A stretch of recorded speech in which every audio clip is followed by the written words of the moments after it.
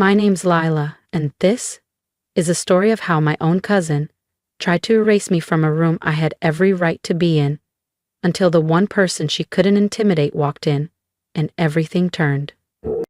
Have you ever been so publicly humiliated that even people who don't know you start looking at the floor?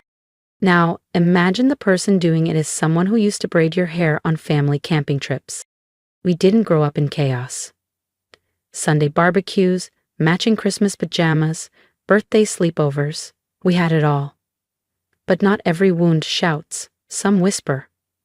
Some are shaped like being the background character to someone else's highlight reel. Ariel was the one. The pride of the family. Law school at 22. TEDx speaker before 30. By 32, she was head of PR at a billion-dollar tech firm, Vernie. And she looked like a magazine cover doing it. I wasn't jealous. I was just trained to shrink next to her shine. When we were 12 and 15, I came home with a regional art award. Grandpa smiled and said, "You're getting there." Ariel laughed and said, "She painted a bird. I designed a full charity logo last month." That stung more than anything. 15 years later, I was 30 and nervous, standing in the elevator of Halston and Root, a sleek startup tucked inside a converted Brooklyn warehouse. I'd practiced my pitch, ironed my sleeves twice, and carried a copy of my portfolio I'd triple-checked for typos. I wasn't polished, but I was persistent.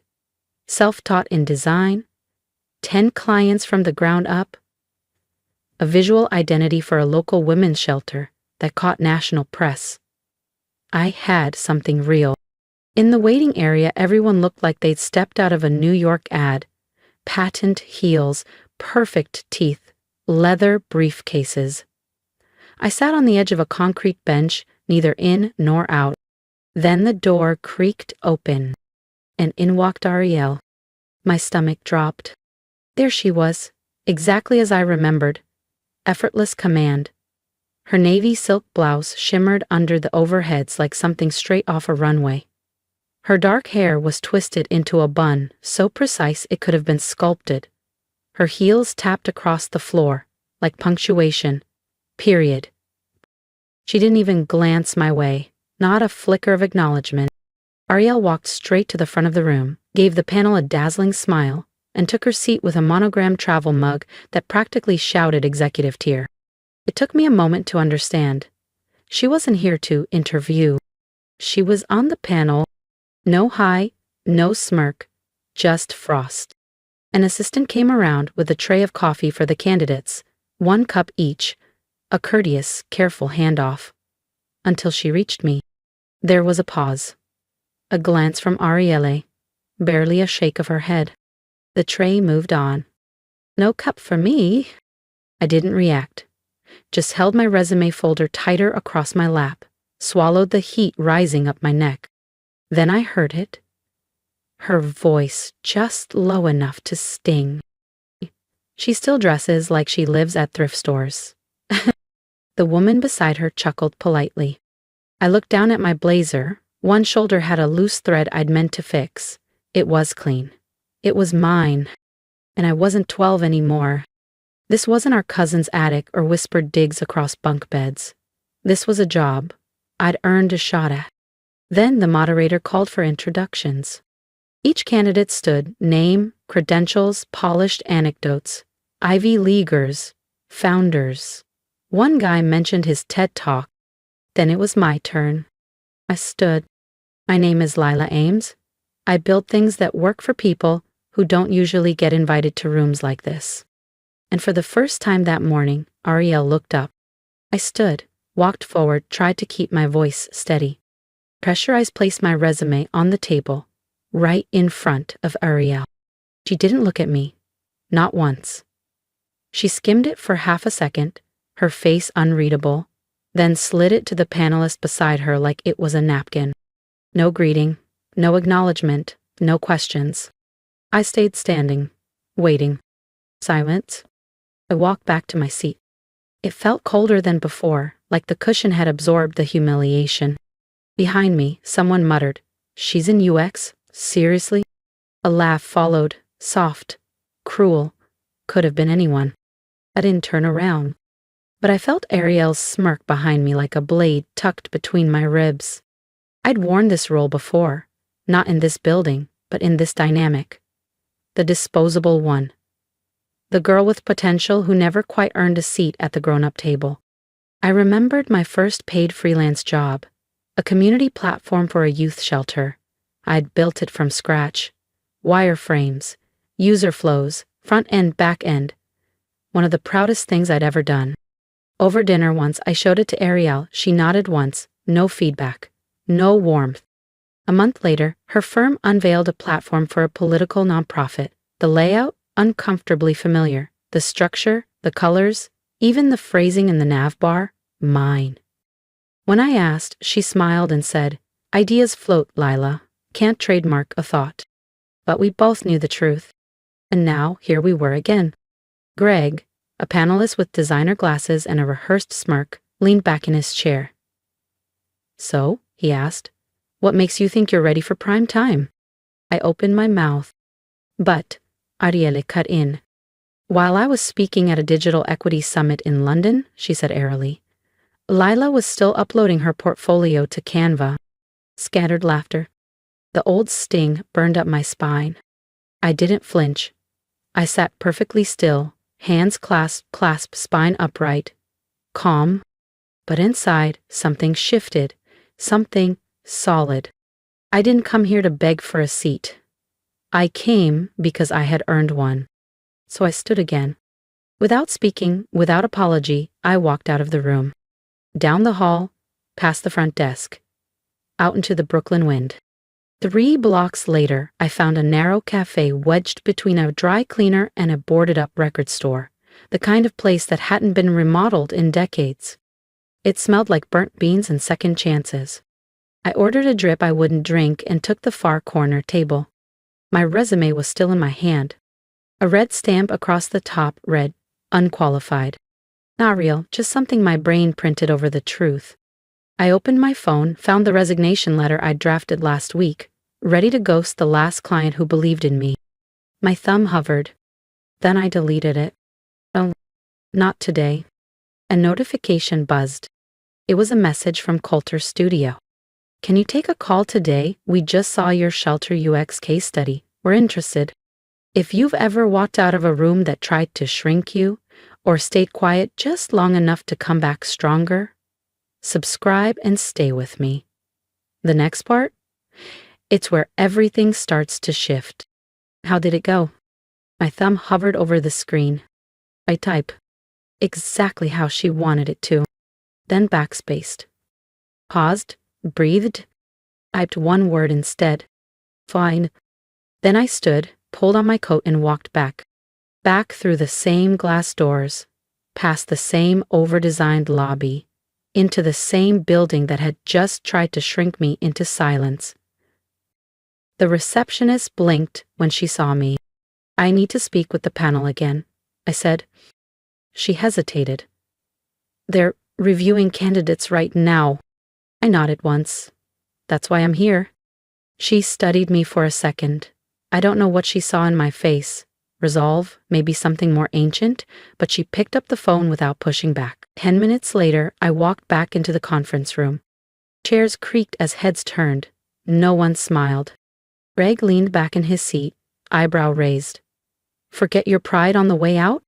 Aria let out a soft exhale that was almost a laugh. "You really don't know when to quit." "I'm not here to beg," I said, stepping forward and placing a slim folder on the table. "You left something out." Laura, one of the quieter panelists, frowned. "What is this?" "My actual work," I said. "The foundation of systems your firm still relies on." Greg opened his mouth to fire back, but he didn't get the chance. The door behind me opened again, and Coulter stepped in. No suit, just dark slacks and a crisp white shirt. Untucked, confident, undeniable. Every head in the room turned toward him like they'd just remembered the sun existed. He walked past the panel, past Ariella. He came to me, laid a calm, steady hand on my back. "Are you okay?" he asked. "Only me."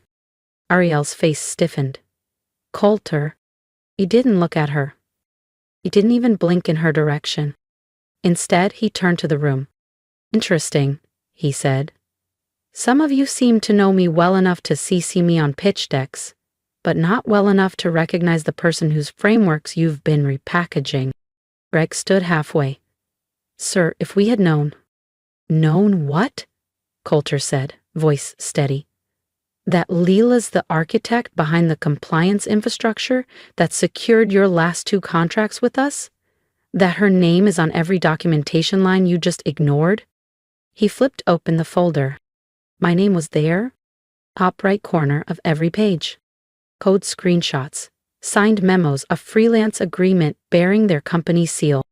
He turned to Greg. Tell me, when did humiliating qualified candidates become a branding strategy here? Silence. Laura flipped slowly through the documents.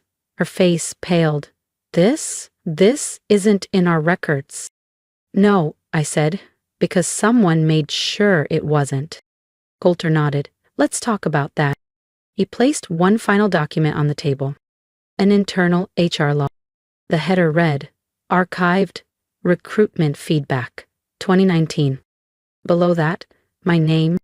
Next to it, a string of flagged comments from a prior application round. Displays resistance to feedback. Would not be a cultural fit. A history of unpredictable collaboration. Each note had a timestamp and a source login. Edavero asked Ariel, her face drained of color. I was protecting the company, she said tightly. We can't just hand roles to girlfriends. I looked at her, calm, steady. The only favoritism here, I said softly, was you shielding your position from someone you didn't expect to keep up. Greg shifted in his chair, but Coulter raised a hand to stop him. Let me ask again, he said to the room. Who here actually read her resume? Who asked about her portfolio, her case studies, her contract record? No one raised a hand. The silence was heavier than any answer. Then Laura spoke. Quiet, but certain. I think we owe Leela a formal apology and a role that fits her contribution. Coulter turned to me. Your call, he said. You want the corner office? I glanced toward the glass-walled suite Arielle had once presided over like a queen. It was still perfectly staged. Empty coffee mug, a whiteboard with nothing real on it. Then I shook my head. I'd rather sit near the dev team, I said, closer to where things get built. The HR director nodded, scribbling on a form. You'll be reinstated, full-time, lead strategy consultant. Jeriel opened her mouth, but nothing came out. She scanned the room like someone searching for a lifeline that wasn't coming. No one met her eyes. Security was called. As she was being walked out, she turned back one last time. You really think you're better than me now, just because he picked you? I didn't blink. No, I said. I just finally stopped standing in your shadow. I moved into my new space a week later. No glass walls, no skyline view. Just a sturdy desk nestled beside the engineers, where keyboards clacked like heartbeats and ideas became real things. I found the resume they'd torn up, taped it back together, not as a trophy. It's proof. Proof that I'd been overlooked, scratched out, dismissed. And still, returned. Above it I pinned a note I'd scribbled in a notebook 3 years earlier, back when rent was late and hope felt expensive. No one sees the quiet builder until the building outlasts the storm. 2 weeks later, a young woman passed by my desk, holding her resume like it might collapse in her hands. Our eyes met. She didn't smile, but she paused. I nodded. She stepped into the room. Later, she found me. They called me back, she said, for the role you said I should apply to. Smiled. You deserve it. Her grip on the resume shifted, just slightly, but her posture straightened, shoulders back, chin lifted, just enough to see something quiet and solid settle inside her. And maybe that was the real ending. Not revenge, not titles or corner offices, but something harder to earn and far more lasting. Freedom. Freedom from silence. From waiting for permission. From dimming yourself just to make someone else comfortable. Ariella used to say I'd always be beneath her. Turns out, I just had to stop standing in her shadow. If you've made it this far, thank you. Truly. Telling this story meant reopening wounds I thought had scarred over, and maybe they had. But sometimes healing requires being witnessed, so if something in my story stirred something in you, I'd love to hear from you. Leave me a comment, not just for me, but for the next person reading, the one who hasn't found their voice yet. What would you say to someone who's been dismissed, overshadowed, or underestimated? What would you say to me, Lila, the girl who finally walked back into the room that tried to erase her? I'm not asking for sympathy, I'm asking for solidarity. And if you've ever been in that position, working quietly, loving deeply, showing up fully, only to be overlooked or made small, let me say this: you are not invisible. Your work matters. Your voice matters. You don't have to be the loudest to be strong. You don't have to be perfect to be worthy. Don't wait for someone else to tell you you're ready. Don't shrink for anyone's comfort, not even family, especially not family. The moment I stopped waiting for permission was the moment I stepped into my own power. It didn't come with applause. It came with peace. And that peace is worth everything. So if my story lit even a small spark in you, please like, comment, and subscribe. Not for me, but for the community we're building here. A space for quiet strength, real stories, and unapologetic growth. Because this isn't just my story. It's ours. Good night. Are you ready to speak?